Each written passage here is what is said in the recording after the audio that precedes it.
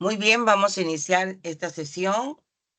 Hoy hablaremos de la población humana del Perú, estructura, dinámica, migraciones. También repasaremos sobre el índice de desarrollo humano en el Perú y la organización del espacio urbano y rural.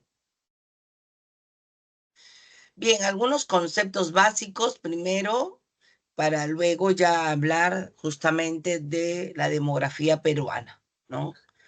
Em, Cuando hablamos de demografía, en realidad estamos hablando de una disciplina que estudia a la población humana con fines estadísticos. Eh, y cuando hablo de fines estadísticos, estamos hablando del tamaño, estructura, distribución y evolución de la población. Para lo cual, la demografía utiliza diversas fuentes de información, siendo la principal los censos, ¿no? Que brindan información, digamos, más exacta para poder hacer los diagnósticos sociodemográficos, ¿no? Y identificar la población peruana con fines de llevar a cabo políticas gubernamentales a favor de que el Estado pueda cumplir con su deber de lograr el bienestar de la población.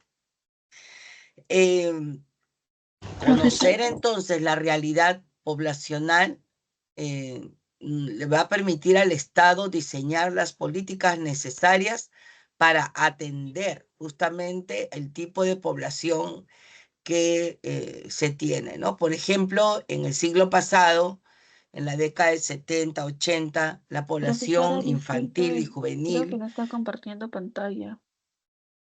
sí compartí, ¿no se nota? No, Compartí profesora. ventana. No, no está compartiendo, profesora. No, profesora.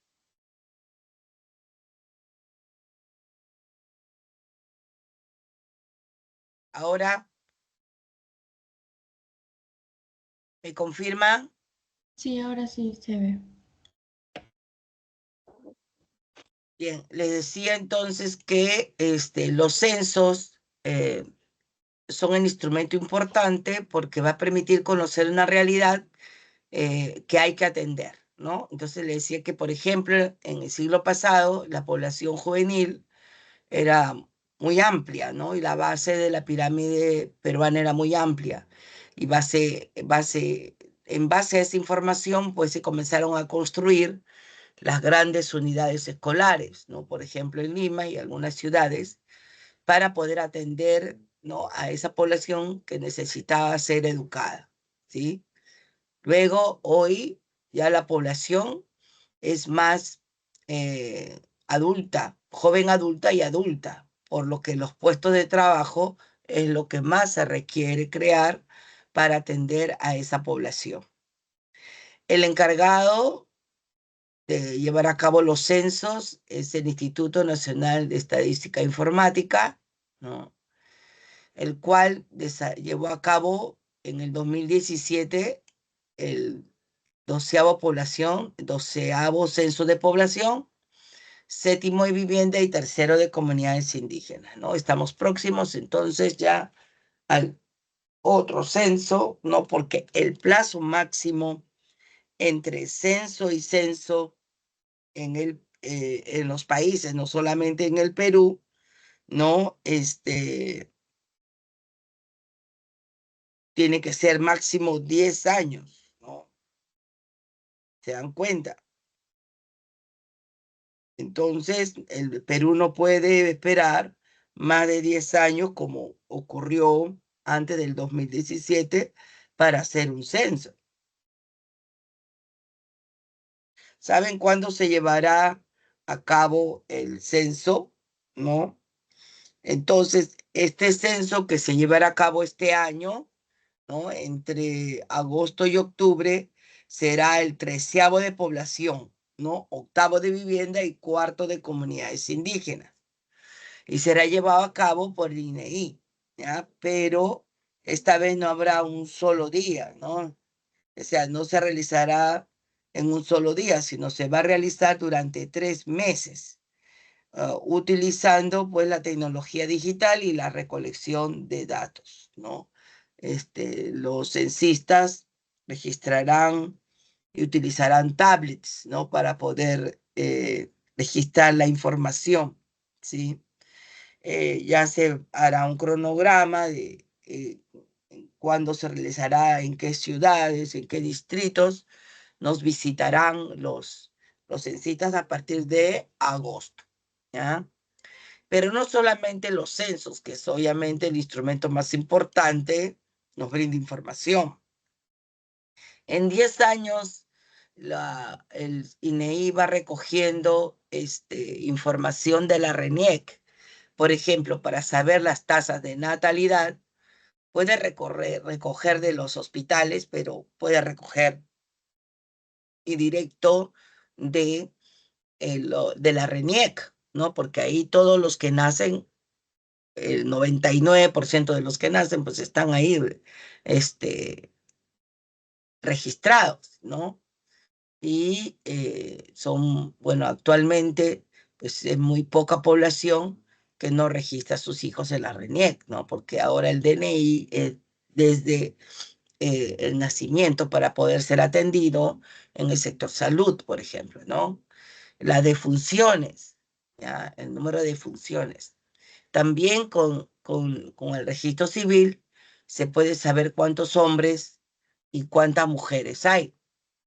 También con el registro civil se puede saber las edades, ¿no? Cómo fluctúan las edades, ¿no? Entonces esto fácilmente se saca del registro de la RENIEC, ¿no?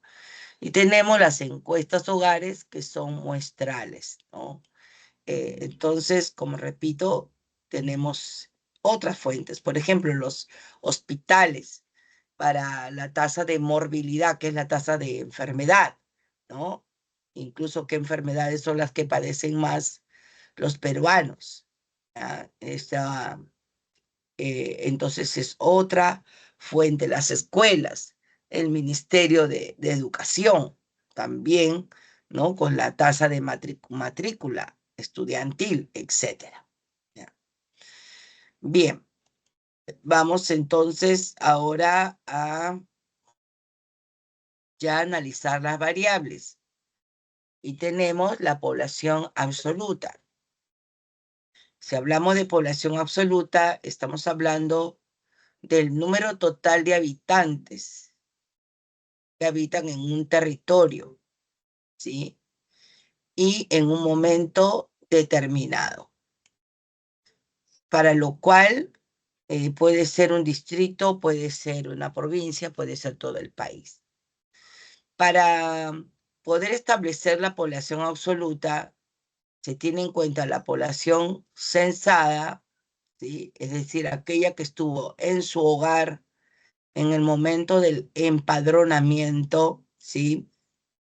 Y la población omitida, que es aquella que no estuvo en su hogar en el momento del censo. Por enfermedad, por ejemplo, ¿no? Personas que estuvieron enfermas y que pueden ser contabilizadas gracias a los hospitales, los policías y fuerzas armadas que estuvieron en servicio, los médicos, enfermeras que estuvieron en los hospitales trabajando y así, ¿no? Entonces, son población que puede ser contabilizada, pero que no estuvo en el momento del censo y no llenó la ficha censal, ¿sí? Adulta, ¿correcto? Entonces, con estas dos variables es que se estima la población total. Nosotros comenzamos con el primer censo en 1940, la cual arrojó una cifra de 7 millones de población, mientras que el censo del 2017 ya nos dice que éramos 31 millones. Entre censo y censo, ¿cómo se estima? Se estima con la tasa de crecimiento, ¿sí? Y de acuerdo con las estimaciones, realizadas por INEI, a fines del 2023, la población peruana alcanzaba los 33.726.000. Eso quiere decir que ya somos 34 millones, de hecho, de habitantes al 2025. ¿Sí? 34 millones.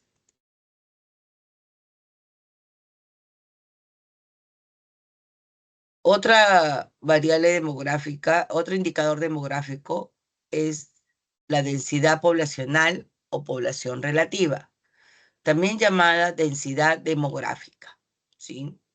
Y está referido al número de habitantes que hay por kilómetro cuadrado, ¿no? En el Perú, ¿sí? ¿Cómo resulta esto? Entonces resulta de dividir justamente el número de habitantes entre la superficie en kilómetros cuadrados del Perú terrestre, ¿sí? Así permite evaluar la concentración poblacional, ¿no? Entonces, ¿cuál es la densidad poblacional en el Perú actualmente? 26 al 2024. En el censo era de 24,3. Toda vez que la población absoluta aumenta, ¿sí? O sea, el número total de habitantes aumenta, que es población absoluta, y la superficie se mantiene igual, entonces la densidad también aumenta. Si esto aumenta, el número de habitantes por kilómetro cuadrado también aumenta, ¿no? Y así es como vemos. Desde cuando éramos 7 millones, ahora somos ya 34 millones en el 2024, ¿no? Y por lo tanto la densidad ha ido en aumento, ¿sí? Bien. Obviamente la densidad no es pareja en el Perú, luego lo vamos a ver, ¿sí? Y tenemos otro indicador demográfico que es la tasa global de fecundidad, ¿no? Se dice que las mujeres en el Perú ya no quieren tener muchos hijos, ¿no? Entonces tienen uno o dos hijos, dependiendo también de la región, el estatus, etcétera, social. Si es la mujer profesional, opta por tener menos hijos, ¿no? Entonces, el número promedio de hijos que tendría una mujer al final de su periodo reproductivo se conoce como tasa global de fecundidad, ¿no? Esta ha ido descendiendo, si observan, desde 1950, donde la mujer tenía 7 hijos prácticamente en promedio, dice 6,9, ¿no? Y se mantuvo hasta 1985, más o menos, ¿no? 65, perdón. Luego esta ha ido descendiendo, ¿no? Todavía en la década del 60 era 7 y en la década a fines de la década del 70 todavía era alta con un promedio de 5 hijos, ¿no? 4, 3, 2 y así, ¿no? Hasta que ya en el 2023, en el 2017, sí, aquí era de 2,2, todavía superaba la cifra de 2, pero ahora, miren, ha caído a 1,8, ¿no? Como les decía, las mujeres en realidad ya no quieren tener muchos hijos, no solamente las mujeres, sino la pareja, la familia, ¿no? Opta por tener uno o máximo 2 hijos.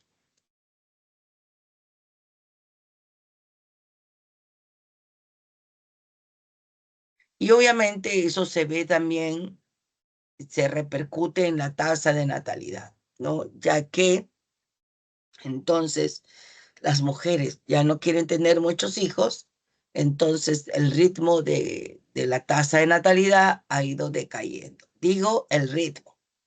La tasa de natalidad no nos dice si nacen más cada año o nacen menos cada año.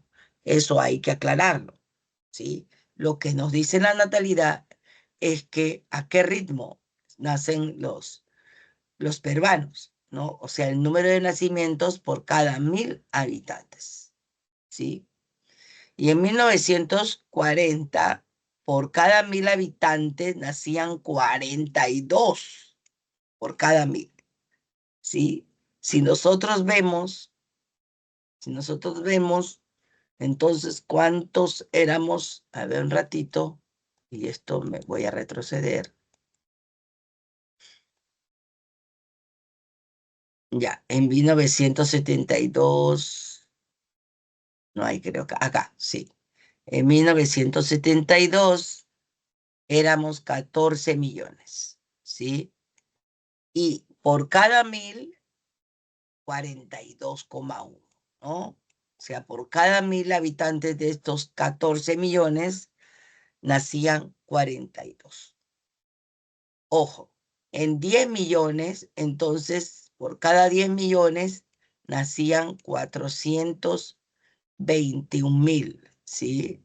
En 10 millones nomás, esto significa que en el Perú cada año, por cada 10 millones, nacían 421,000. ¿Se dan cuenta? ¿Mm? Ahora, más estos 4 por 4, 16, ¿no? O sea, más 160,000. Entonces, 580,000 nacimientos. Por eso es que esta época es conocida como la época de la explosión demográfica, ¿sí? Entonces, el ritmo de nacimiento era, pues, altísimo. Y las mujeres tenían un promedio de 7 hijos, ¿no? Por 7 hijos por mujer. Entonces era altísimo, eso es lo que quiero que entiendan, ¿no? En cambio, hoy la natalidad ha descendido 1,8, ¿ya? Entonces, en el 2017 era 2, ¿ya? 2. Pero ¿cuál es el problema? Que era 2 por 1000, ¿no? Entonces, pero nosotros ya no somos 10 millones, pues. Somos 30 millones. Estamos hablando de 600,000 nacimientos, ¿sí? 600,000 nacimientos cada año. ¿Por qué? Obviamente porque ya somos pues más. Pero esto de que a pesar de que la tasa es de 2 y que haya 600,000 nacimientos, se debe a esta explosión demográfica que ocurrió entre 60 y 70 y 70, 80, ¿no? Todo se debe ahí, ¿no? Donde la natalidad y la fecundidad eran pues altísimas, ¿ya? Entonces, todo se relaciona.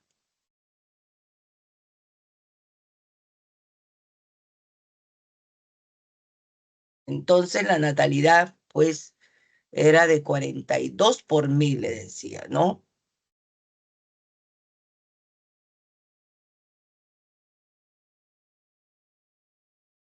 Luego bajó a 20, 18 por 1000, ¿sí?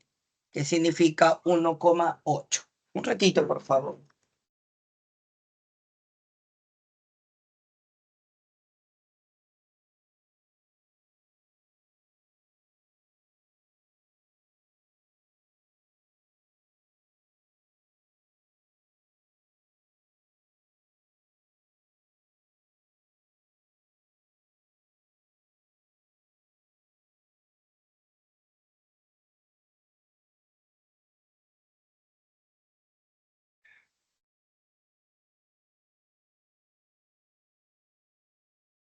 Bien, seguimos.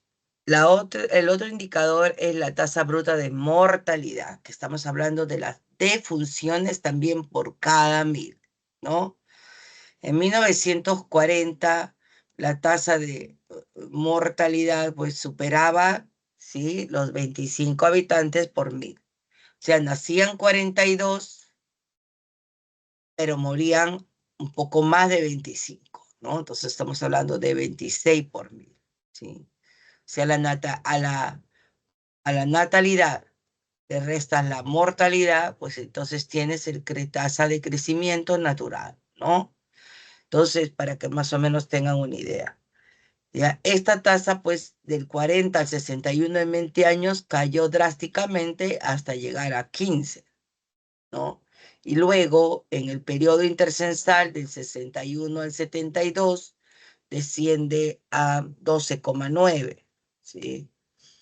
Y luego sigue descendiendo, ¿ya? Hasta, pues, casi mantenerse, se observan desde el 2005, casi parejo, ¿no? Un poquito menos ya en el 2020, sube, baja, sube, baja. Tú sabes que la pandemia hizo que la población, la tasa aumentara un poco, ¿no? Y en el 2000, si bien es cierto, entre el 93 y 2007 la mortalidad alcanzó 6,1, en el 2024 fue 6,3, ¿no? Ahora, ¿por qué ha aumentado la mortalidad? Porque la población también longeva es mayor, ¿sí? Es mayor, cada vez mayor. Y por lo tanto, al ser la población longeva cada vez mayor, también la tasa tiende a aumentar por cada año, ¿sí? Pero ligeramente, como le digo, prácticamente se ha mantenido, ¿no? Hay un equilibrio en la tasa de mortalidad, pues, en el siglo XX, en el siglo XXI, perdón. Luego tenemos la esperanza de vida, ¿no? La esperanza de vida es la media, dice, de la cantidad de años que vive una cierta población en un cierto periodo de tiempo, ¿no? También es llamada expectativa de vida, ¿ya? Entonces, los peruanos, de acuerdo a estos indicadores demográficos, vemos que en 1950 la esperanza de vida solo era de 43. Y está ido aumentando progresivamente. Iniciamos el siglo ya 21 con una esperanza de vida de 71.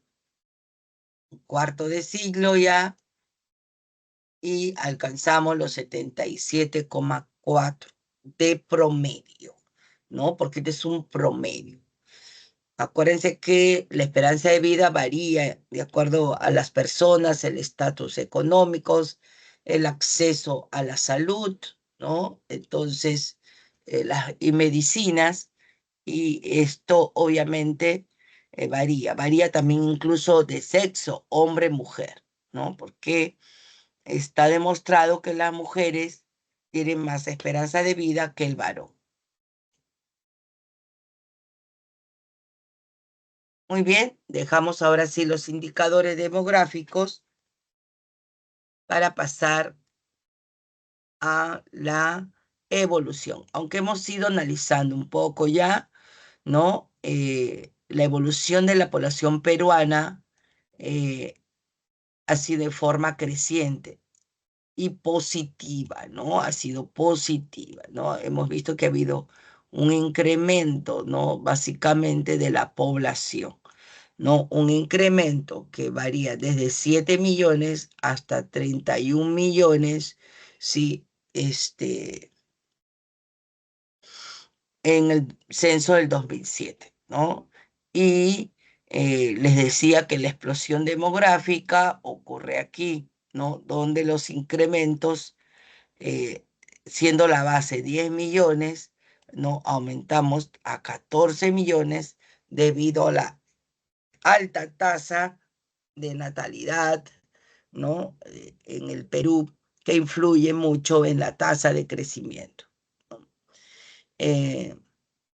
Entonces, si bien es cierto, en términos cuantitativos, sí, la tasa de crecimiento casi alcanza 5 millones aquí y aquí supera los 5 millones, esto se debe a este fenómeno que ocurrió en este lapso. Ahí. Y eso se entiende luego cuando veamos la tasa de crecimiento, ¿sí? La población peruana se distribuye por regiones. Y si bien es cierto, la población peruana ha tenido un comportamiento ascendente, ¿sí? Esto no ocurre en todas las regiones, ¿no? Si hablamos de la población peruana en términos relativos, ¿sí? En términos relativos, o sea, términos porcentuales, vemos que la población de la costa, en términos relativos, ha crecido de forma acelerada, representando actualmente el 58% de la población peruana. Bueno, esto al 2017, ¿sí? Donde la población de la costa, en términos cuantitativos, representaba 17 millones. Entonces, la población de la costa ha ido creciendo en términos cuantitativos y en términos cualitativos. Si hablamos de la sierra, ¿sí? De la sierra, la población de la sierra desde 1940 al 2007, en términos cuantitativos, en términos de cifras cuantitativas, aquí eran, entonces fue ascendente, correcto, pero yo veo descendente. Es que esto es en términos relativos, ya, en términos relativos. Entonces, hasta el 2007, la población de la sierra creció lento, pero creció, ¿ya? En términos cuantitativos. Pero en términos relativos, como su crecimiento fue lento, mientras que la costa su crecimiento fue acelerado, cada vez representaba menos del total, ¿sí? En 1940 representaba el 65% de la población peruana, para alcanzar en el 2007 el 32% nada más de la población peruana, pero que todavía mantenía un crecimiento cuantitativo, positivo. Pero ¿qué pasó entre el 2007 y el 2017? Por primera vez, una región, correcto, no solamente pierde en términos relativos, como se puede ver del 32 al 28, sino que la sierra también pierde en términos cuantitativos. O sea, este crecimiento ya no lo es. Entonces, a partir de aquí, ya el crecimiento cuantitativo comienza a ser también negativo. Entonces, la sierra pierde población, si ven, ¿no? Cerca de 500.000 personas menos entre el 2007 y el 2017, ¿sí? Entonces, hay un cambio en la distribución porque va a ser un crecimiento negativo, no solo ya en términos cualitativos, sino también en términos cuantitativos. Ya, ojo con esto, entonces. Y esto también, ojo, se evidencia en el área rural. Ya, me adelanto, porque entre 2007 y 2017 no solo la sierra pierde población, sino también por primera vez el campo pierde población. ¿Ya? En las selvas, se observan, hay un lento crecimiento, sí, un lento crecimiento. No hay pérdida, no ha habido decrecimiento, al contrario, siempre se ha ido incrementando, aunque de forma lenta, ¿no? Actualmente, sí, son 4 millones, bueno, al censo del 2017, 4.076.404 habitantes, representando el 13,9% de la población. Recordemos que la selva es la región más grande que tenemos, ¿no? Pero también es la región que menos población tiene, ¿ya? Pero su crecimiento siempre ha sido positivo, tanto en términos relativos como en términos cuantitativos, ¿sí? Bien, ¿alguna pregunta? ¿Quedó claro?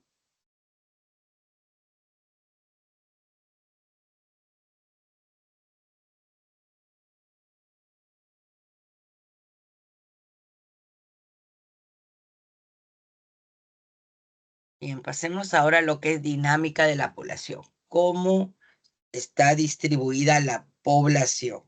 ¿Sí? El resultado censal muestra que Lima, Piura, La Libertad, Arequipa, Cajamarca y Junín son los departamentos, dice, con mayor población, ¿no? Esto en el censo del 2007. De estos 6 departamentos, ¿sí? Lima ocupa el primer lugar con 9 millones, más de 9 millones, ¿no? Le sigue Piura con más de 1.856.000. Y La Libertad con 1.778.000. Increíble. Además, algo en común que tienen estos 3 departamentos actualmente es el índice de inseguridad ciudadana que reina en estos 3 departamentos, sobre todo en las ciudades capitales como Trujillo, Piura y Lima, lamentablemente, ¿no? Al ser las más pobladas. Un caso particular lo tiene Lima, ¿no? Puesto que el departamento de Lima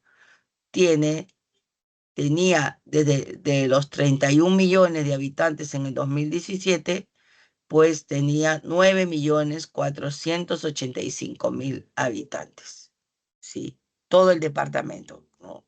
Esto de acá.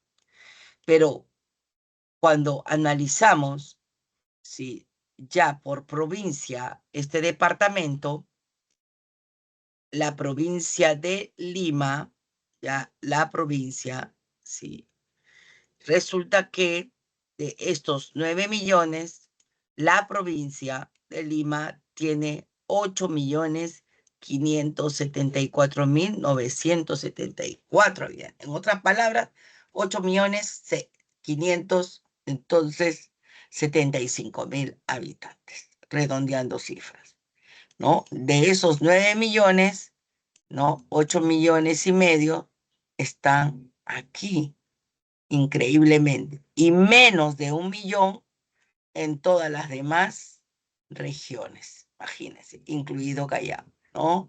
Menos de 1 millón. Entonces, imagínense, los dos acá en la ciudad de Lima estamos pues apiñados, ¿no? Totalmente. Por eso que hay hacinamiento, tuburización, hay caos vehicular, inseguridad ciudadana, ¿no? Y Lima comienza a crecer ya de forma que vertical, ¿no? Los grandes edificios de 20 pisos, 22 pisos, ¿no? En diferentes distritos.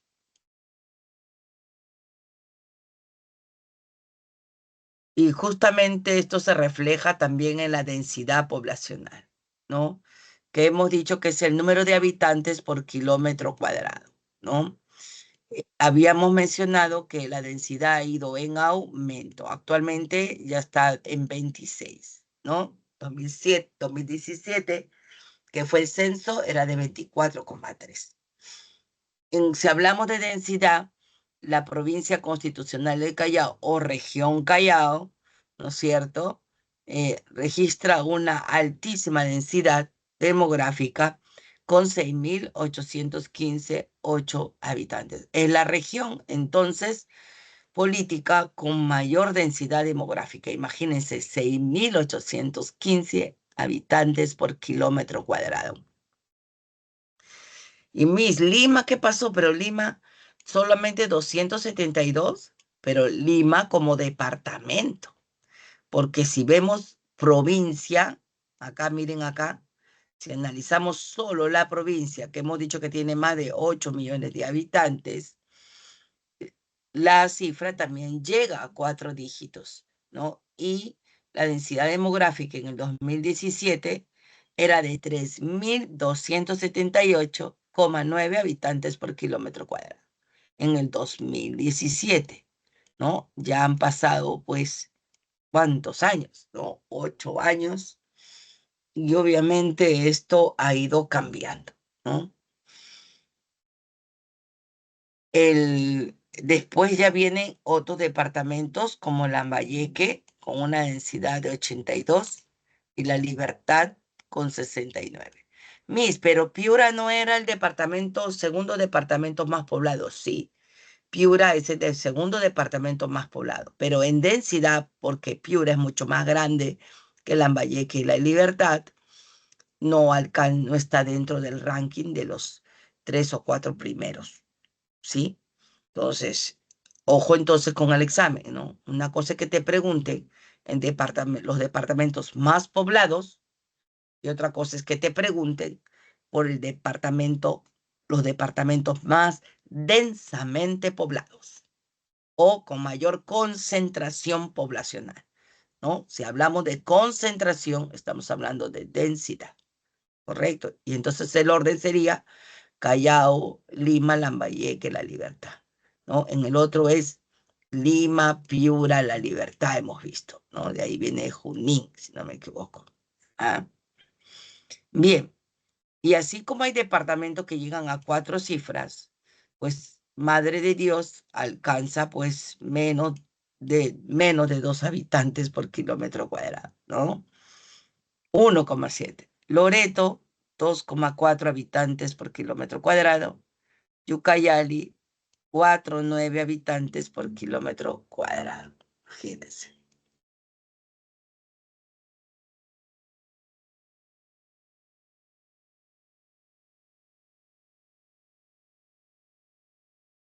Ahora veamos la población por área de residencia, ¿sí? Hemos visto que en el Perú estamos muy mal distribuidos, ¿no? Se concentra la mayoría en Lima. Y algo ocurre igualito similar con el área de residencia, ¿no? Ya que las 3/4 partes de la población del Perú vive en alguna ciudad, ¿sí? Y esto obviamente producto de las migraciones, ya que las ciudades pues tienen mayor desarrollo industrial, comercial, de servicios, etc. Si vemos aquí el comportamiento de ambas, digamos, poblaciones, en el 2000, en el 1993, la población rural, correcto, solo llegaba a 6 millones y la urbana 15. Después 20 y esta sigue siendo 6 millones, 601,000, casi no creció, ¿no? En 2017, 24 millones la urbana. ¿Y qué pasó con la rural? Miren acá, lo que yo les decía, ¿no? Porque hay un fenómeno entre el 2007 y 2017, que fue que la sierra pierde población, ¿no? Pero en el área rural también, ¿sí? Sin embargo, de acuerdo a las proyecciones, ¿sí? Al 2021, de nuevo hay un incremento de la población proyectada rural, proyectada. En realidad, la realidad se va a saber cuando se realice el censo y en el 2026 tengamos los resultados, ¿no? Reales, ¿no? Pero se proyecta que nuevamente la población rural supra digamos, registre un crecimiento positivo y ya no negativo como ocurrió entre el 2007 y 2017. Actualmente, en lo que es la estructura porcentual, la población urbana representa el 81%, mientras que la rural el 18%, ¿no? Entonces, cada vez el área rural representa menos del total. En cambio, la urbana representa más del total de la población. Se puede decir que en términos relativos, ¿no? La población urbana ha tenido un crecimiento así, mientras que la rural, al contrario, ha tenido un crecimiento, ¿no? Urbano positivo, rural negativo en términos, ojo, relativos o porcentuales. ¿Sí? Bien. Ahora por grupo de edad. Por grupo de edad. ¿Sí? En 1993, la población total era de 22 millones. De 0 a 14 eran 8,155,000.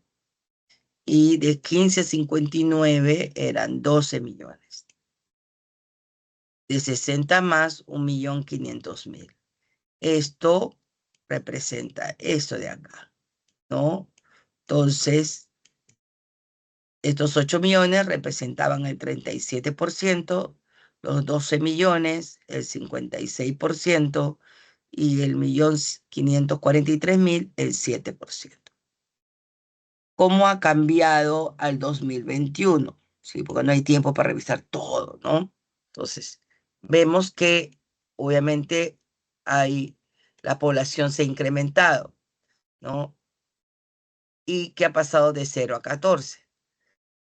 De 0 a 14 aumenta al 2007, disminuye al 2017 y vuelve a aumentar al 2021, ¿no? Y ahorita está, bueno, en 8 millones. Sin embargo, de 15 a 59 ha sido un crecimiento progresivo, ¿sí? Parejito, ¿ya? Igual que el de 60 más. El que ha tenido intervalos ha sido el de 0 a 14, ¿no? De 0 a 14. Esto ha cambiado la estructura poblacional y ha cambiado la pirámide poblacional del Perú, ya que de representar el 37% de 0 a 14, ahora solo representa el 24% de la población. Y de 56, ahora representa el 62%, ¿no? Y de 60 más, se observa el 13%. Quiere decir que el grupo de 0 a 14 es el que ha perdido, en términos relativos, población, ¿no? Y cada vez representa menos del total. Y el grueso de la población está aquí entre 15 y 59, ¿no? Que es el grueso de la PEA, además, ¿no? De la población económicamente activa. El hecho de que de 15 a 59 y de 60 más represente la mayoría de la población quiere decir que nosotros nos estamos envejeciendo como población. Sí, nos estamos envejeciendo como población, ¿ya? Entonces, ¿por qué? Porque el promedio de edad del poblador peruano ahora es de 33 años, ¿sí? De 33 años. Quiere decir que el promedio de edad ha ido en aumento de la población peruana. Por lo tanto, nos estamos envejeciendo como población, ¿ya? Claro, no tanto como los países europeos, pero sí, ¿no?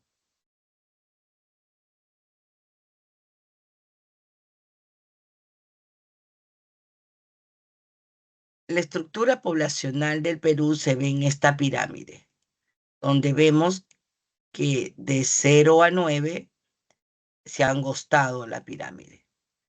Nosotros nuestra pirámide era ancha, ¿sí? Era así, una base ancha en el siglo XX. Entonces se ha ido angostando en la base y se ha ido engrosando en el medio. ¿Se dan cuenta?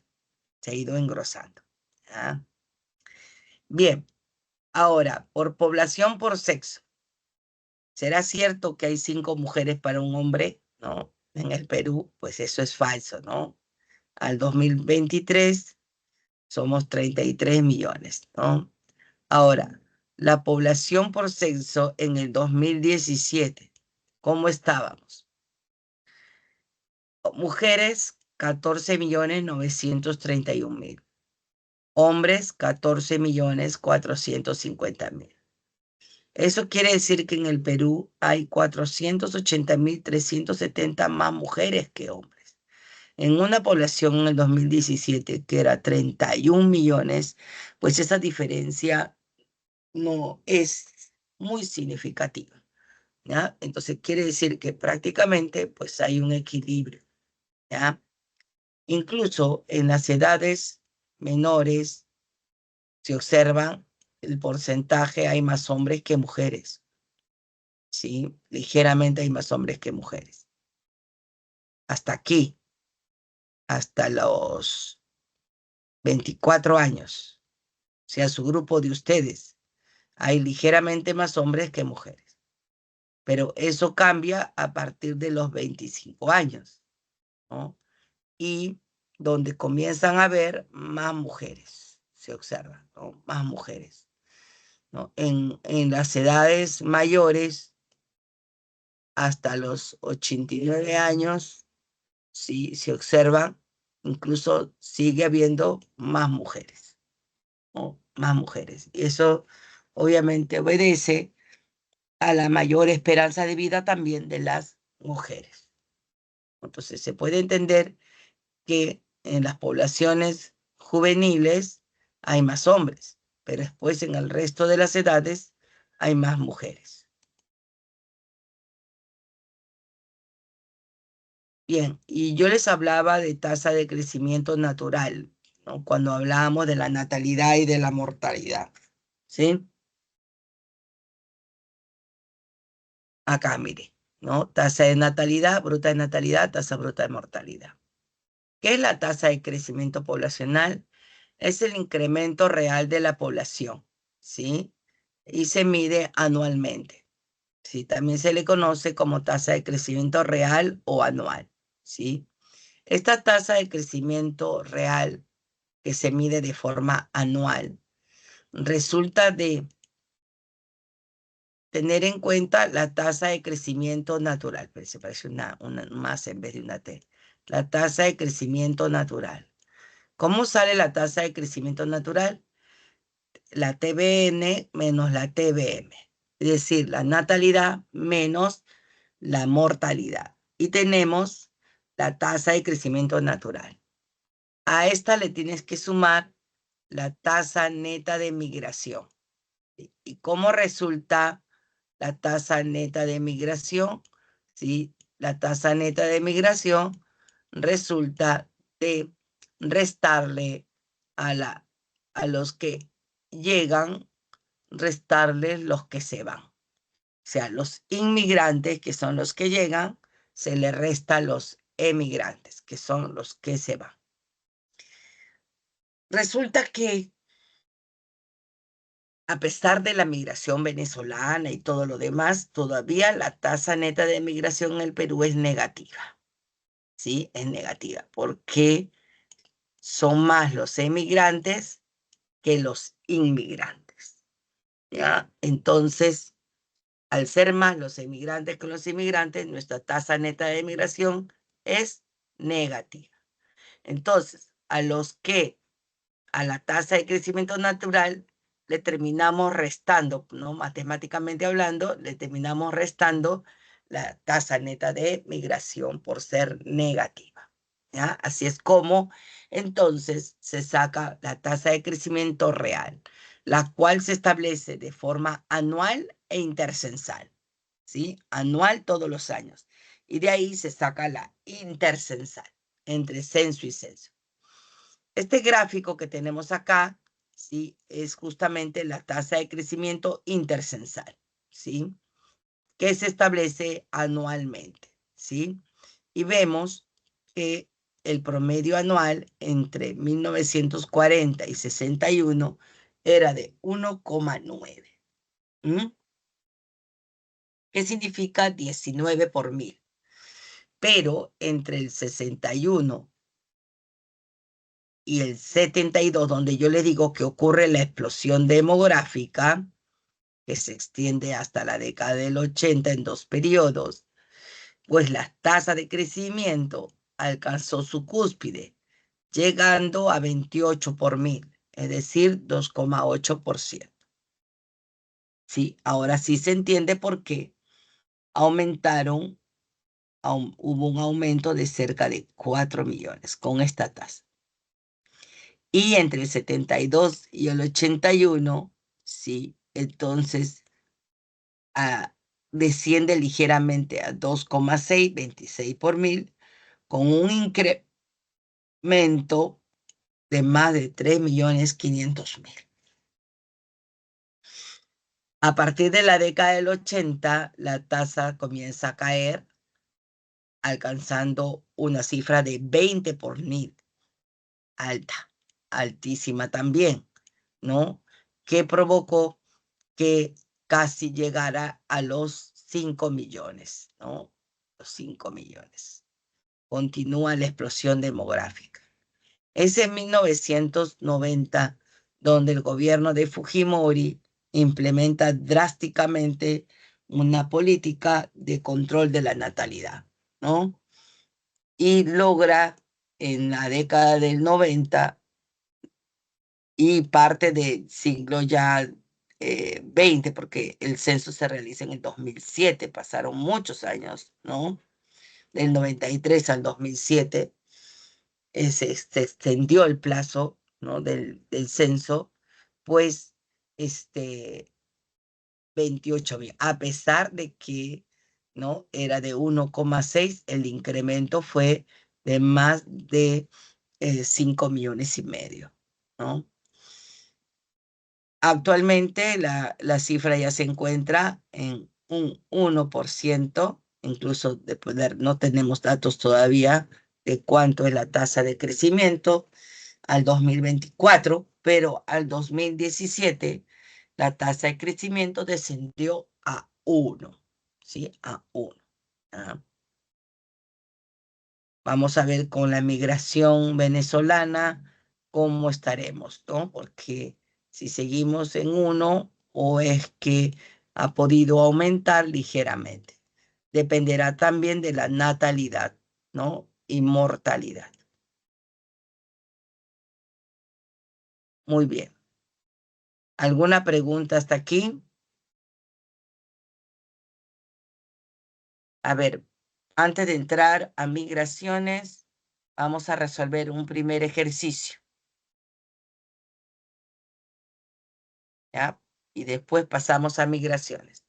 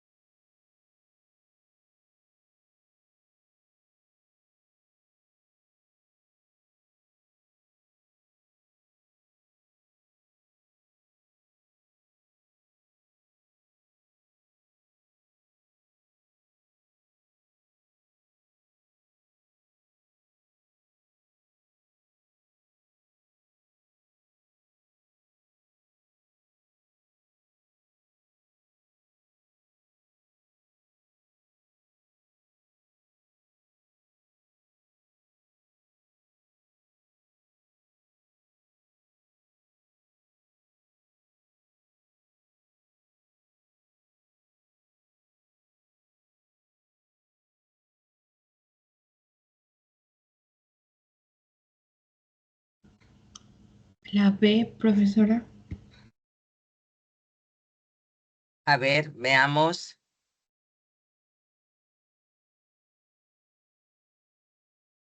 ¿Alguien más? Lucía, Daniela, dicen B.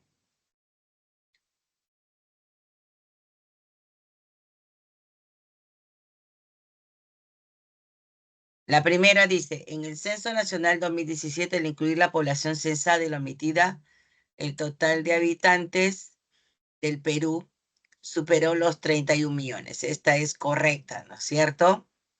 Luego dice, la densidad poblacional ha experimentado una reducción continua desde 1940. Esta es falsa. Ha aumentado al contrario, ¿no? Según las proyecciones actuales, en el 2024 la densidad poblacional alcanzó los 26 habitantes, correcto, ¿no? La diferencia entre la población censada y la población omitida, no, y la población total en el 2007 se explica por la existencia de personas no registradas, es decir, la población omitida, ¿no? Entonces, esta también es verdadera. Muy bien, ¿no? Muy bien. Entonces, la respuesta es la B.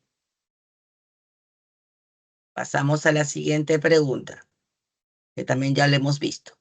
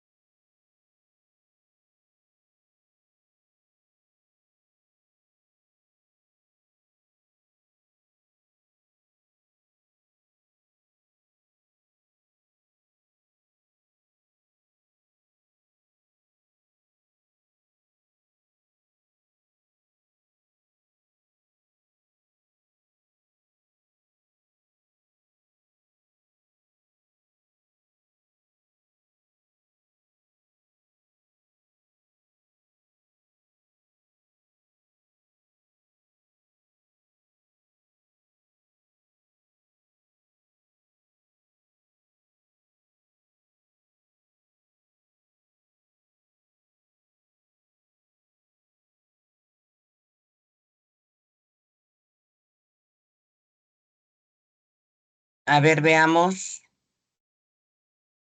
¿Alguien más? Su respuesta. Enunciados correctos, ¿no? A ver, la tasa global de fecundidad en el Perú muestra una tendencia a la baja, reflejando cambios en el comportamiento reproductivo de la población femenina. Correcto. La tasa bruta de natalidad ha disminuido sosteniblemente desde la segunda mitad del siglo XX. También correcto. La tasa de mortalidad ha mostrado un aumento constante desde 1965. Falso. La esperanza de vida en los últimos años se ha incrementado. A ver qué ha pasado aquí. De manera homogénea en los espacios urbano y rural, falso, ¿no? Si bien es cierto, el promedio de años de la esperanza de vida en el Perú ha ido en aumento, como yo les expliqué, esto no es homogéneo, ¿no? Entonces, ahí incluso por estratos, ¿no? Y sexo y espacios de vivienda donde viven, esto no es homogéneo, al contrario. Entonces la respuesta es la C. Muy bien. Vamos a ver, vamos a dejar las otras dos para el final de geografía y pasamos ya a migraciones.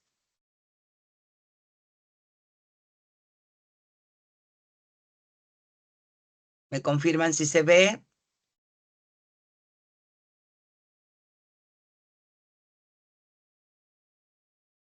Sí, profesora, sí se ve. Ya, ok, gracias. Bien, ¿a quiénes se le llama migrantes, no? Migrante es aquella persona que se desplaza de su lugar de origen hacia otro lugar con fines de residencia, ¿sí? Con fines de residencia. Entonces, no con fines de turismo, sino residencia, ya sea temporal o definitiva. Entonces, ¿qué son las migraciones?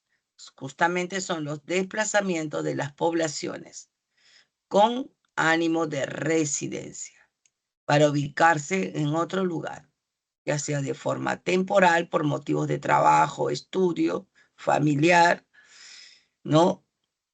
O de otra índole, ¿correcto? Pero de residencia.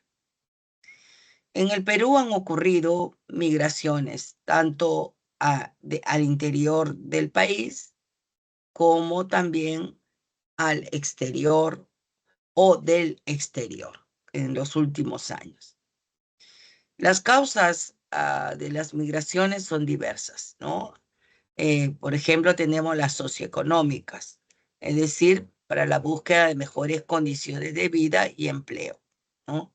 Así es como muchos peruanos del interior del país migraron hacia Lima, ¿no? Y ciudades costeras, como también muchos peruanos salieron al exterior y siguen saliendo al exterior, ¿no? Pero también hemos ido recepcionando, ¿no? Recepcionando también migrantes de otros países como Venezuela y Colombia, ¿no? Y Ecuador y Bolivia también. Entonces las causas económicas suelen ser las principales, ¿no? Pero a estas pues puede haber la degradación del medio ambiente, el alto crecimiento, la desigual crecimiento, llamémosle así, ¿no? De algunas regiones. Y en el caso peruano, pues también hubo una época en la década del 80, en el siglo pasado, y hasta el 90, 80 y 90, que fue el terrorismo, ¿no? Y que obligó a salir muchos de su lugar de origen, del interior del país hacia Lima y otros hacia el exterior. Si hablamos solo de migración interna, en el Perú ha ocurrido una migración, dos flujos migratorios, del campo, o vamos a ponerle del área rural, hacia el área urbana, y de la sierra hacia la costa, y de la sierra hacia la selva, ¿sí? Pero también de la selva hacia la costa. Y si hablamos de la costa, específicamente a Lima, ¿no? Entonces han habido varios flujos migratorios, del rural al urbano, de la sierra hacia la costa y hacia la selva, y también de la selva hacia la costa. Y de la costa también hacia Lima, ¿no? Entonces, hacia Lima. Entonces, de otros lugares de la costa también hacia Lima. Y Lima se convierte entonces en la principal receptora, ¿no? De los flujos migratorios peruanos al interior. La migración interna ha dado como resultado dos tipos de migrantes. Los migrantes de toda la vida, que son aquellos que ya viven por más de 5 años en el Perú. Y el migrante reciente, que es aquel que tiene menos de 5 años en otro lugar que no sea el lugar de origen. ¿no? Entonces, de repente solo tiene 2 años, 1 año, meses viviendo en Lima, ¿no? Por ejemplo, yo enseño en mis aulas presenciales y tenía 2 estudiantes, uno de Ica y el otro de Guaral, ¿no? Que habían venido acá a la ciudad de Lima, sí, para prepararse para San Marcos. Entonces, esos chicos se van a quedar, ¿no? Porque piensan ingresar a San Marcos. Una vez que ingresen a San Marcos, ya son 5 años, por lo menos mínimo, que tienen que quedarse para acabar la carrera, ¿se dan cuenta? Entonces, ya ellos se convierten en migrantes, ¿sí? De una provincia del departamento de Lima hacia otra provincia del departamento de Lima. Y tenemos la migración externa, ¿sí? También llamada migración internacional. Esta es la que se da entre países, entre continentes, ¿no? Y es, digamos, la más obviamente extensa a nivel mundial. La migración tiene 2 momentos que no nos olvidemos, ¿ya? El primer momento siempre es la emigración, ¿sí? Y el segundo momento es la inmigración. La emigración, que es la salida, y la inmigración, que es la llegada. Entonces, las personas del interior del país que llegan a Lima, para los limeños, ellos son inmigrantes porque están llegando.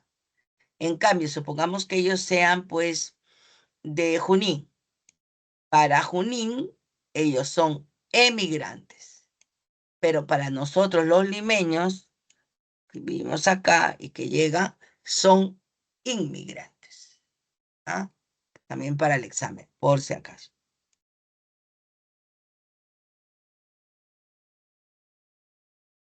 ¿Cómo se ha venido comportando la migración externa? En el caso peruano, ¿sí? En el periodo, dice, de 1990 al año 2022, el número de peruanos en el exterior alcanzó los 3.490.519 personas, que registraron su salida y no han retornado. O sea, no han registrado su retorno. Cualquier país, sin retorno. Dicha cifra dice representa el 10,1% del total de habitantes del país, ¿no? Y esto en 2022, porque después de la pandemia, del 2022 entre todo el 2022 y todo el 2023, como ya era el último periodo de Biden en Estados Unidos, muchos peruanos han salido, ¿no? Muchos peruanos han salido en el 2022, 2023, 2024, antes que Trump asuma el gobierno, ¿no? Entonces, muchos peruanos en esos 3 últimos años han salido, ¿no? Por la inseguridad ciudadana, sobre todo, ¿no? Entonces, que han decidido salir, ¿no? Y obviamente mejor buscar un mejor horizonte en otros países. Obviamente Estados Unidos es el que ha recepcionado entonces el mayor número de peruanos. Al 2022, la población que reside en el extranjero llega al 30%, ¿no? En Estados Unidos. En España, el 15%. Bueno, a pesar de la crisis, Argentina todavía mantiene el 13,5%, ¿no? Chile el 11,7%, Italia el 10,2%, ¿no? Hubo también un flujo hacia Italia de mucha población peruana, España e Italia, que fueron los principales receptores, ¿no? De la población. Y bueno, ya después sigue Japón, Canadá y otros países. ¿Qué tipo de peruanos son los que han migrado más? Bueno, obviamente el grueso está aquí, ¿no? Entre 15 y 49 años. Sexo, obviamente hay más mujeres que hombres en el Perú, y esto se refleja también en el hecho de que hayan migrado más mujeres, ¿no? Y obviamente también hay más oferta de trabajo para las mujeres, ¿no? En el exterior. Bueno, urbano se entiende porque somos un país eminentemente urbano. La mayoría de la población vive en Lima, de ahí que también el 49,5% de la población que haya migrado de Lima. Le sigue La Libertad, Ancash, miren, está Cacayao, Junín. Ahora, por categoría ocupacional de 14 a más, estudiantes, jóvenes estudiantes, 20,9%, ¿no? Jóvenes que han decidido, pues, migrar, ¿no? Pero también gente que ha renunciado a sus trabajos, ¿no? Como empleados, profesionales, trabajadores, técnicos, ¿no? Si observan, son gente que tenían trabajo, pero que han decidido, pues, migrar, ¿no? Y ama de casa también, ¿no? Por lo general, han estado migrando la familia completa, ¿ya?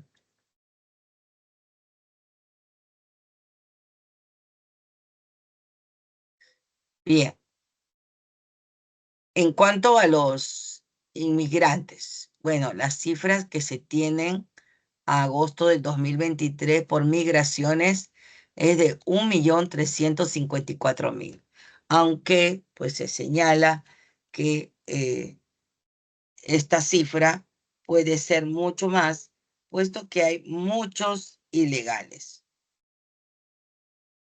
¿Sí o no? ¿Qué dicen ustedes?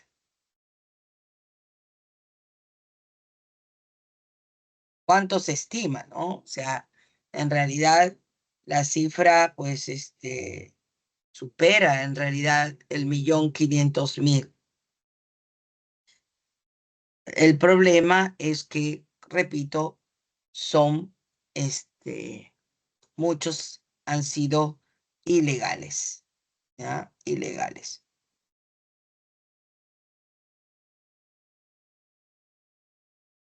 Pero no solamente hay venezolanos, ¿no?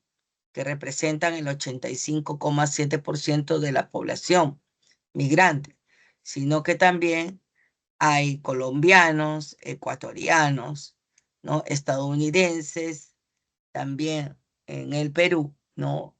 Y acordémonos que pues aquí hay de todas las embajadas, ¿no? El personal de todas las embajadas que también pues alcanzan menos del 1%, pero también son migrantes, ¿no? Incluso brasileños también hay, argentinos también hay.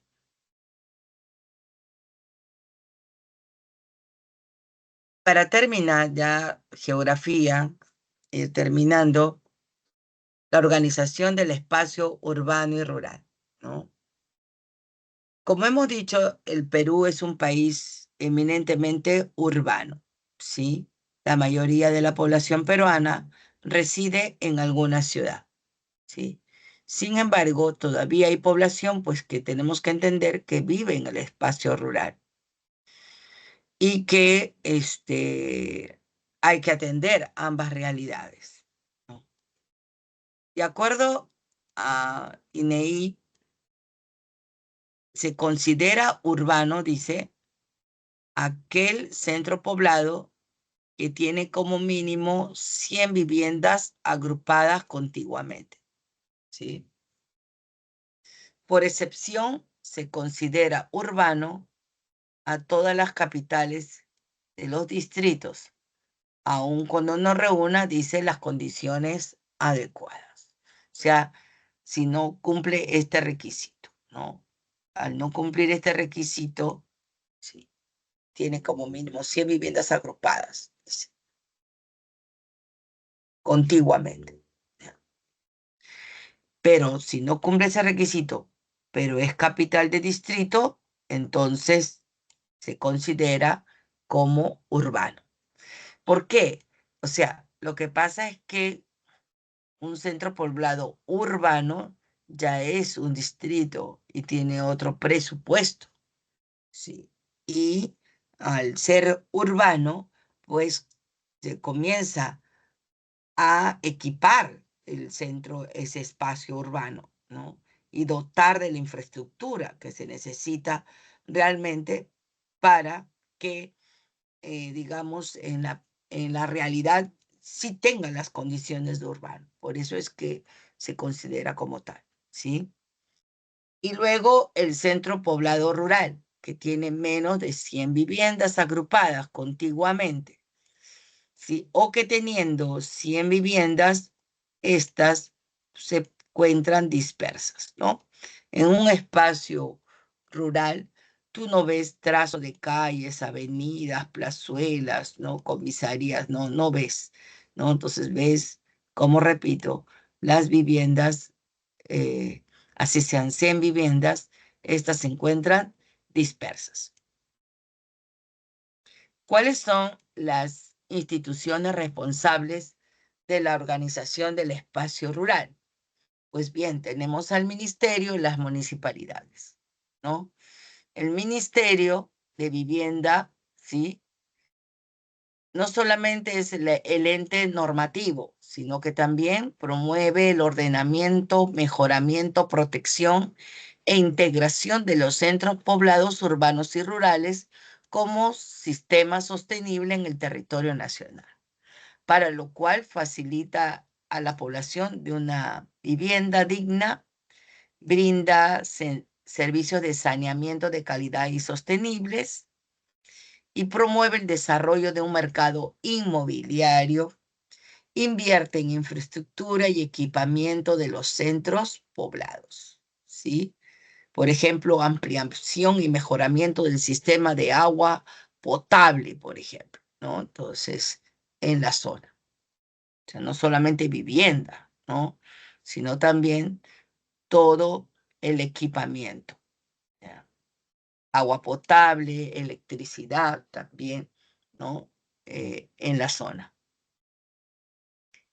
Las municipalidades, ¿de qué se encargan, no? Se relacionan con la planificación y promoción también del desarrollo urbano y rural, ¿no? La organización del espacio físico, se regula el uso del suelo y, como vemos, el acondicionamiento territorial, como el pavimento, ¿no? El pavimento de las calles, avenidas. La renovación urbana, ¿no? Parques, veredas, pistas, infraestructura urbana o rural básica también, ¿no? Mejor, por ejemplo, quien instala todo el sistema eléctrico, pues es el ministerio, pero después hay que hacer mantenimiento, hay que poner más postes, ¿no? Entonces, eso ya no lo hace el ministerio, ¿no? Sino lo hace la municipalidad. También el cuidado del patrimonio histórico, cultural y paisajístico, ¿no? Entonces, incluso algunas de estas funciones son compartidas con los gobiernos regionales. Muy bien, y ahora sí vamos terminando el IDH, el Índice de Desarrollo Humano. El desarrollo humano comprende, dice, la creación de un entorno donde las personas puedan desarrollar su máximo potencial y llevar adelante una vida productiva y creativa de acuerdo a sus necesidades, ¿no?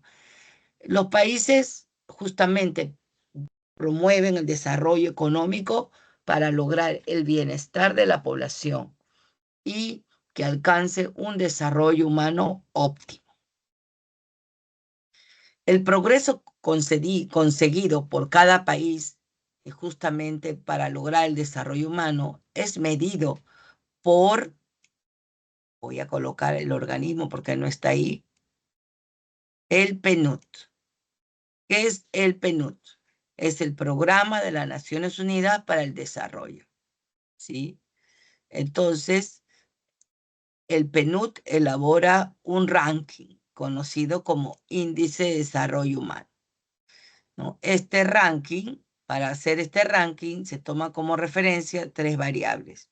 la esperanza de vida al nacer, el logro educativo, población con secundaria y años estudiados, y el ingreso familiar per cápita, ¿sí? Con estas tres variables, entonces, se establece el ranking, ¿no? En el caso del Perú, ya está, mira, no, bueno, no hay censo 2024, ¿no? Pero son las proyecciones al 2024, vamos a borrar la palabra censo, 2024, 34.039.000 habitantes, ¿no? El índice de pobreza monetaria, todavía hay 27% de la población. El ingreso per cápita anual, 8.541 dólares. La esperanza de vida, 77,4 años. El promedio de años de estudio de un peruano es de 9,8 años, ¿sí? Y esto resulta pues un IDH de 0,762, ¿sí? Que nos convierte pues en un país con una categoría de alto, ¿no? Y ocupando el puesto 87 a nivel mundial, ¿sí? Esos es, digamos, los datos al 2024, pues, que tiene el Perú, ¿no? Actualmente, entonces, tiene un IDH de 0,762, categoría alta. Muy bien. Mientras que Chile, por ejemplo, tiene una categoría de muy alto. La moneda chilena, pues, es casi como el dólar. ¿Pueden creer? A ver, vamos a desarrollar uno más por cuestiones de tiempo.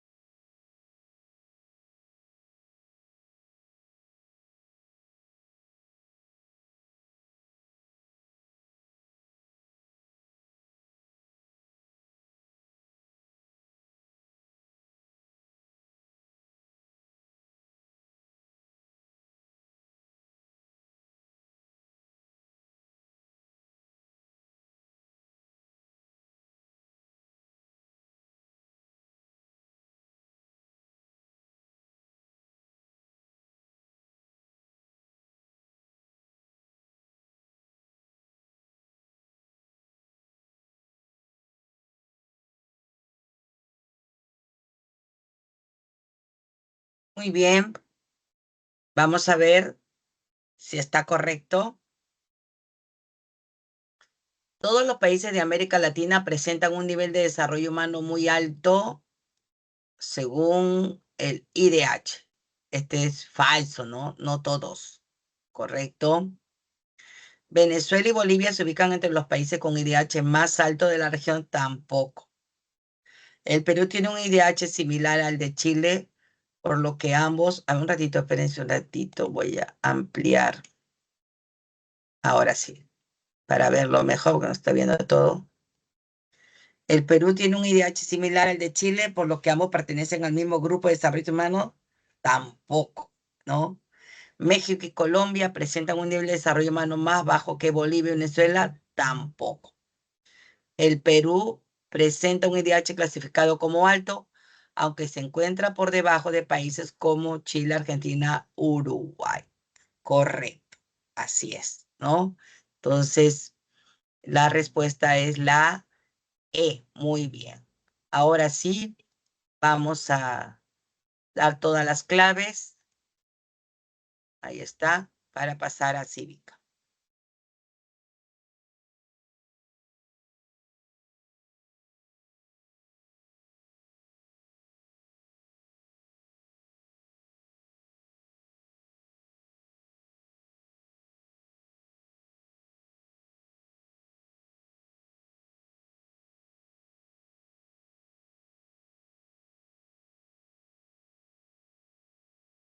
¿Listo?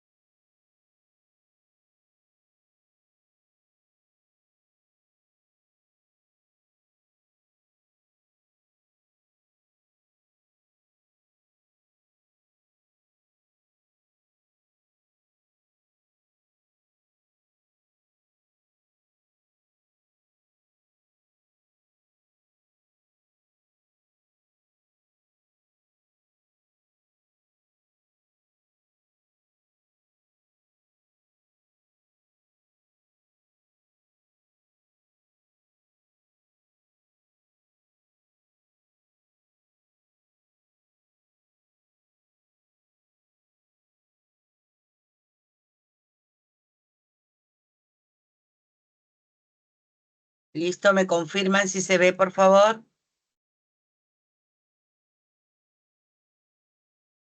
Los órganos constitucionales autónomos, ¿sí? Vamos en este caso, entonces, a estudiar ya la Contraloría General de la República, el Banco Central de Reserva y la Superintendencia de Banca, Seguros y Administradora Privada de Fondos de Pensiones, ¿sí?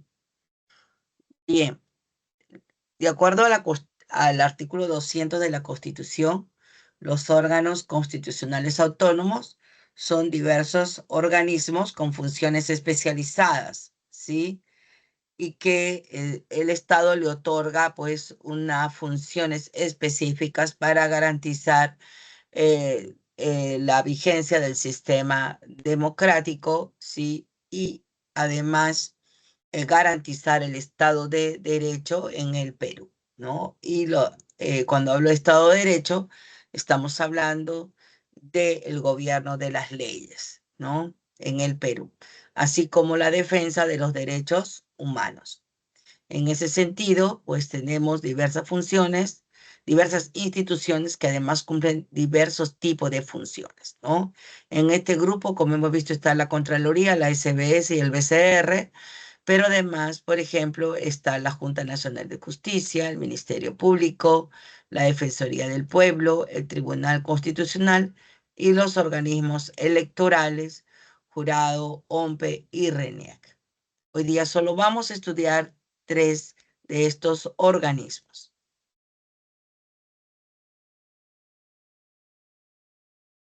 Y vamos a empezar por la Contraloría. Como lo dice su nombre, la Contraloría es el órgano de control del Estado, ¿no? Y es el ente técnico y rector, además del Sistema Nacional de Control, para lo cual goza de autonomía, ¿no? Ya que es un órgano autónomo y goza de autonomía administrativa, funcional, económica y financiera, ¿sí? La máxima autoridad es el Contralor General, ¿sí? Que es además propuesto por el Poder Ejecutivo, ¿sí? Y designado por la Comisión Permanente del Congreso. Entonces lo propone el Ejecutivo, pero finalmente lo designa el Congreso. O sea, tiene que tener una especie de ratificación, ¿no? El periodo del Contralor es de 7 años, ¿sí? Y goza de inmunidad para el ejercicio de sus funciones, ¿no? De tal manera que para ser enjuiciado necesita autorización del Congreso. ¿De qué se encarga la Contraloría? ¿No? Sus funciones están relacionadas con el uso adecuado de los recursos del Estado, pero también tiene que ver con el funcionamiento adecuado de las entidades públicas, ¿sí? De cómo vienen entonces ejecutando, realizando sus funciones, ¿sí? Como entidades del Estado, ¿no? Dentro de ello, supervisa la legalidad de la ejecución del presupuesto del Estado, ¿no? Y fiscaliza también la ejecución. La legalidad está relacionada con los contratos, ¿no? Y si el presupuesto se viene ejecutando de acuerdo a todas las normas establecidas, ¿no? Y si han sido llevadas a cabo las licitaciones y si se han firmado los contratos de forma adecuada, de acuerdo, como repite, establecido las normas. Pero también cómo se viene ejecutando las obras, cómo se vienen realizando las obras, ¿no? Cómo se viene realizando las obras públicas, pero también cómo se viene ejecutando las acciones, ¿correcto? Y los servicios que brinda el sector salud, por ejemplo, ¿no? Cómo se está brindando ese servicio. El de Cunamás, Jaliguarma, por ejemplo, en el sector, ¿no? de lo que son los programas sociales, cómo se viene ejecutando esos programas sociales, ¿no? Entonces, no solamente es que el contrato o las obras públicas, también cómo se vienen ejecutando las acciones que se realizan y los servicios que se brinda a la población, ¿ya? Entonces, y no solo están inmersas las regiones y las municipalidades, sino todas las entidades, ¿sí? Por ejemplo, acá dice, los actos de las instituciones sujetas a control, pues decía, los actos, no solamente lo que tiene que ver con dinero, sino las acciones. ¿Qué servicio está brindando los gobiernos regionales a la población? Las unidades administrativas de los poderes, los organismos constitucionales, los ministerios, las empresas del Estado, ¿no? ¿Qué servicios de salud están brindando? ¿Qué servicios de educación a la población? Y también supervisa las operaciones de la deuda pública, ¿sí? Entonces, ojo con esto, ¿no? Todas las entidades del Estado, todas las entidades del Estado, todos los poderes del Estado, los organismos constitucionales autónomos, todos están sujetos a control de la misma Contraloría, y hasta la misma Contraloría, ¿no? Por sus propios auditores, porque ellos también manejan presupuestos del Estado, ¿no? Entonces, nadie se salva ni ella misma, la Contraloría, ¿no? Entonces, toda entidad que recibe dinero del Estado está sujeta a control. Y toda entidad del Estado en sí misma, sus actos están sujetos a control.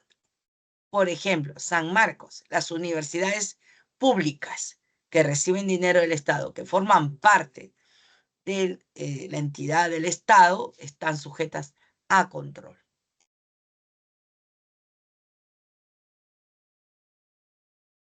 ¿Entendido? ¿No? Quedó claro. Ahora pasemos al BCR, que es otra de las entidades, ¿no? De acuerdo a la Constitución Política, el BCR es una persona jurídica, porque es una entidad de derecho público con autonomía. Tiene su propio patrimonio y duración indefinida. ¿Cuál es la finalidad del BCR? Preservar la estabilidad monetaria, ¿sí? Para lo cual implementa su política monetaria. Actualmente, el presidente Julio Velarde, bueno, ya tiene varios periodos de gobierno, es el único que ha durado varios periodos de gobierno, pero que ya tiene como 20 años ya en el BCR. Lo que ha ido cambiando es el directorio, sí, pero él sigue siendo el presidente, ¿no? Este directorio está formado por 7, 4 designados por el Poder Ejecutivo y 3 por el Congreso. Dice, el Banco Central de Reserva del Perú anuncia la meta anual de inflación, por ejemplo, ¿no? ¿De qué se encarga el BCR? Regular la moneda y el crédito del sistema financiero, las tasas, por ejemplo, ¿no? Emitir billetes y monedas, preservar la estabilidad monetaria, que hemos dicho que es la finalidad principal, porque todo lo que hace es en función de ello. Administrar las reservas internacionales, informar al país sobre las finanzas, cómo va la inflación, por ejemplo, ¿no? Cómo va el PBI, el Producto Bruto Interno, ¿no? Cómo va el ingreso de divisas, ¿no? Inversiones, etcétera. Y efectuar operaciones y celebrar convenios de crédito, dice, para cubrir desequilibrios transitorios en posición de las reservas internacionales, ¿no? El Perú a nivel macroeconómico no se vio tan afectado debido a la pandemia, si bien es cierto en la parte microeconómica de las familias, pero a nivel macro no, porque teníamos importantes reservas guardadas con las que se pudo atender la contingencia, ¿no? De la pandemia. Comprar vacunas, ¿no? Entonces, y todo lo demás que se necesitó en esa época. La otra entidad es la Superintendencia de Banca y Seguros, ¿no? También goza de autonomía, pero la finalidad de esta entidad ya es proteger los intereses del público, cautelando la solidez económica y financiera de las empresas supervisadas. Actualmente, el superintendente es Sergio Espinosa. Acordémonos que el Ejecutivo designa a el superintendente y el Congreso lo ratifica. Funciones específicas ya de las SBS. En primer lugar, ejercer el control y supervisión de las empresas que conforman el sistema financiero, ¿no? Bancos como el BCP de la Nación Continental, pero el sistema financiero también están las financieras CMR, por ejemplo, las cooperativas de ahorro y crédito, ¿sí? Las de ramas. Entonces, ahí. ¿Por qué? Porque acuérdense que la finalidad de la SBS es proteger los intereses del ahorrista, los intereses del asegurado, ¿ya? El sistema de seguros, como por ejemplo, acá no hay una imagen, pero tenemos la Positiva, por ejemplo, Seguros La Positiva, ¿no? Seguros RIMAC, seguro Intercorp, ¿no? Intercorp también, ¿no? Entre otros. Sistema privado de fondo de pensiones, las AFPs, ¿no? Como Integra, Profuturo, Hábitat, Prima. Entonces, justamente preservar los intereses de los depositantes, de los asegurados y de los afiliados, pues, al sistema privado de pensiones. Pero además de estas funciones de preservar, de cuidar nuestro dinero que está pues en los bancos, en los seguros, en las AFPs, también tiene una función muy importante que es prevenir y detectar el lavado de activos, para lo cual cuenta con la Unidad de Inteligencia Financiera del Perú, ¿no? Esta unidad especializada, entre sus funciones está disponer el congelamiento de los fondos en los casos nacionales vinculados pues al lavado de activos y terrorismo. Establecer y coordinar, dice, con los organismos supervisores la regulación sobre la prevención del lavado de activos y terrorismo. Intercambiar información a nivel internacional en la prevención y lucha contra el lavado de activos y financiamiento del terrorismo. Por último, liderar el Sistema Nacional de Prevención de Lavado de Activos y Financiamiento del Terrorismo, ¿no? Esas son entonces las funciones de esta unidad de inteligencia financiera, que es una unidad especializada, incorporada al sistema de banca y seguro, ¿ya? Muy bien, ha sido cortito, Cívica, hoy día, y vamos a resolver los ejercicios.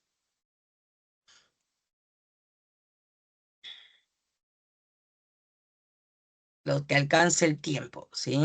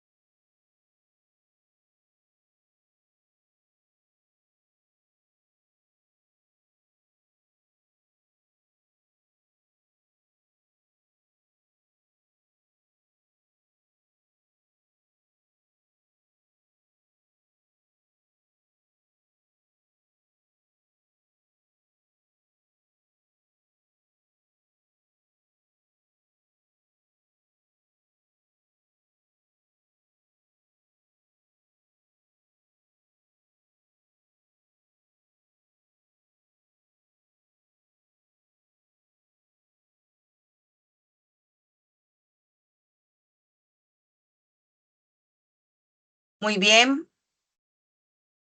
siendo las 9:20, las claves. Muy bien, Lucía, era la C.